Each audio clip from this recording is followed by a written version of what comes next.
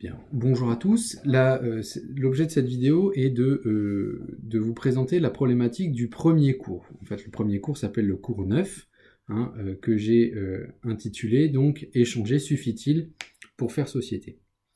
Donc, comme on l'a vu dans la vidéo, dans la première vidéo de présentation générale, on va se concentrer dans ce cours-là, ce cours 9, sur l'échange économique. Alors, vous avez vu sur le plan du cours que l'échange économique suppose un certain nombre de notions. En effet, nous allons aborder à la fois, premièrement, la technique, puis le travail, et enfin seulement les échanges. Pour quelle raison? Je justifie un petit peu le choix du plan, tout simplement parce que pour échanger, il faut bien qu'il y ait quelque chose à échanger. Au sens économique, pas au sens de l'échange verbal, etc. Au sens économique. Donc, pour que nous puissions échanger quelque chose, il faut qu'il y ait d'abord des choses qui aient été produites.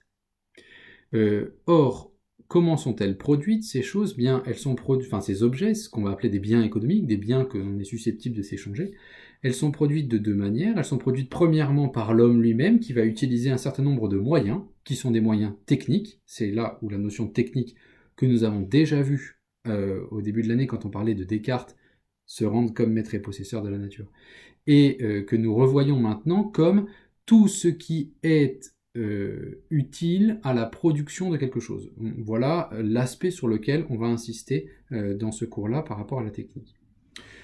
Donc, premier point, nous verrons l'importance de la technique et son lien avec le désir de l'homme. C'est-à-dire que la technique va servir à la fois à produire quelque chose, mais à produire quelque chose qui est nécessaire à nos besoins.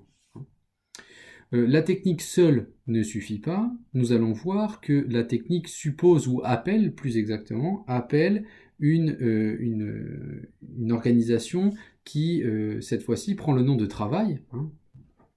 C'est-à-dire non seulement la mise en pratique de ces techniques, mais également une certaine organisation de la société en fonction du travail. C'est par le travail que les hommes produisent de manière organisée un certain nombre de biens.